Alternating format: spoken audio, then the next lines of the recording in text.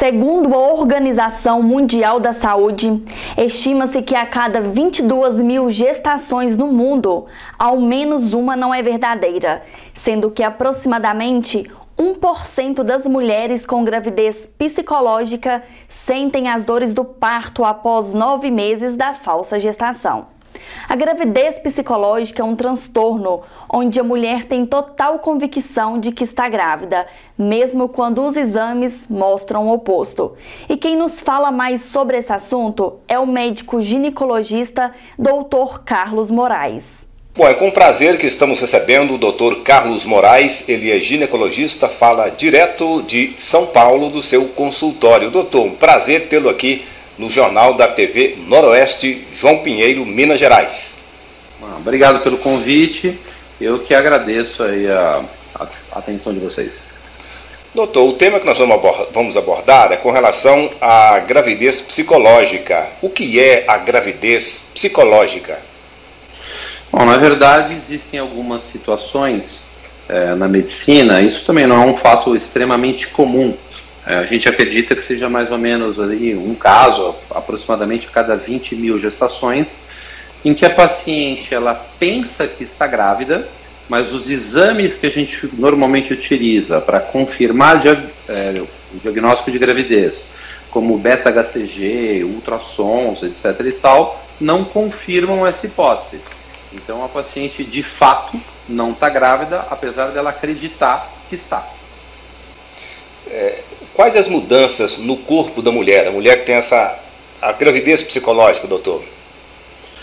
Na verdade, essas pacientes, a gente não conhece muito bem todas essas interações, né, que da mente, do cérebro, do corpo humano com o corpo.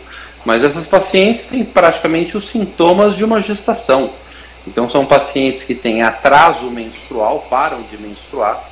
Muitas vezes elas têm uma distensão abdominal que imita ali uma gestação, né, um aumento do volume abdominal, e a paciente pensa que está grávida, né, basicamente ela acredita nisso.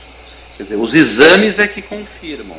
E o mais interessante nesses casos é que mesmo de posse desses exames que afastam a gestação, a paciente muitas vezes se nega a acreditar nisso. E muitas vezes ela vai procurar outras opiniões, e as opiniões vão sempre se confirmando, né? E a paciente, mas não tem uma negação, não aceita esse fato. O que leva a mulher a ter esses pensamentos, doutor?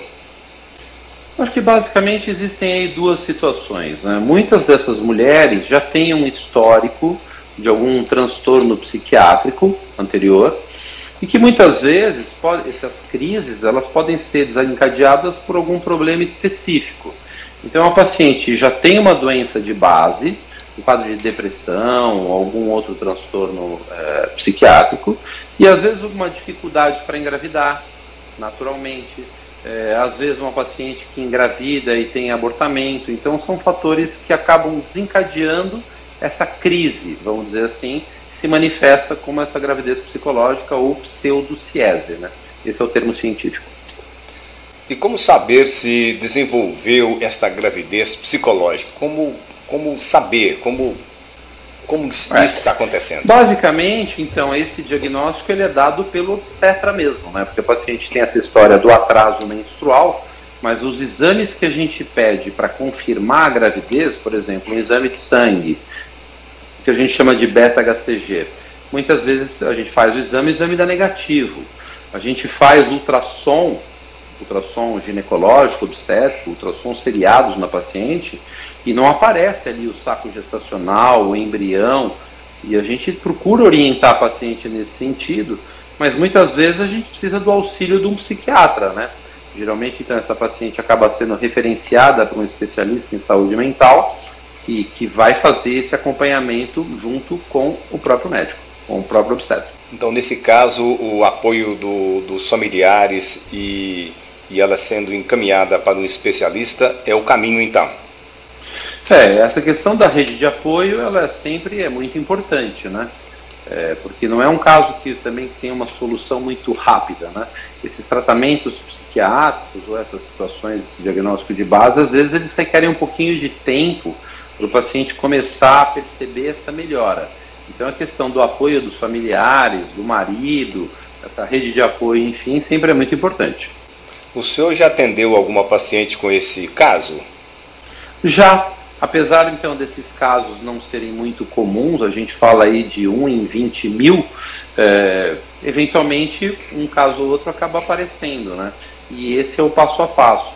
O que é interessante quando a paciente muitas vezes vem na consulta com o marido ou com outro acompanhante, é que eles já conseguem entender um pouco melhor, né? Como esses acompanhantes eles não têm nenhum problema, a gente vai mostrando na hora, fala, olha, aqui a gente deveria ver o embrião, não vê, o beta-HCG deveria estar positivo, não está. Tem uma série de dados que eventualmente o acompanhante consegue entender melhor do que o paciente. Porque quando termina a consulta, o médico passa a orientação, mas a família é que tem que levar eventualmente essa paciente para o tratamento, né? Dar seguimento. Agora, a mulher que não consegue engravidar tem vários caminhos que ela pode se engravidar, né, doutor? Vários tratamentos, né? Sim. Então aí é uma outra situação, né? Eventualmente a gente tem casais que têm dificuldade para engravidar e existem vários fatores que podem levar a essa dificuldade. Podem ser alguns fatores relacionados ao corpo da mulher, então eventualmente uma mulher que não tem uma boa ovulação, ou a paciente que eventualmente tem a trompa obstruída, mas num bom número de casos, aproximadamente 40%, o problema também está relacionado ao fator masculino. Então, na avaliação do casal, sempre é muito importante pedir o exame do marido, no caso é o espermograma, que a gente chama, né? Para avaliar se o homem produz espermatozoides numa boa quantidade e numa boa qualidade também. Agora, se a mulher chegar no ponto que não pode mesmo se engravidar, não pode mesmo engravidar, a adoção é um caminho também, não é, doutor? Sim, eu acho que isso é uma questão que depende muito ali de cada casal, e essas alternativas elas vão sendo trabalhadas durante o atendimento, né, ao longo do acompanhamento. Normalmente eu diria que sempre existe uma alternativa para casais que querem engravidar, sempre existe. Quer dizer, em última hipótese a gente tem a possibilidade, por exemplo, da fertilização in vitro. É um tratamento que não é muito barato, é um tratamento um pouco mais, um valor um pouco mais elevado, mas é um recurso. Agora, eventualmente eu já atendi pacientes, casais, que num determinado momento não quiseram fazer esse tipo de tratamento e partiram para adoção. É maravilhoso, não tem problema nenhum.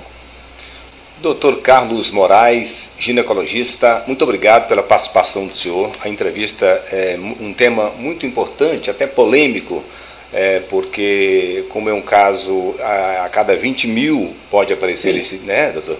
Mas tem gente que passa por isso e que pode passar por isso, né? Então essas informações são importantes, né? Sim, é importante. Eventualmente tem alguns casos até assim que acabaram ficando famosos, vamos dizer assim, na mídia, né, por conta disso, mas a gente tem que entender que nesse caso a paciente, ela não é que ela está simulando, é uma paciente que está doente, que tem um problema e que precisa de um tratamento médico.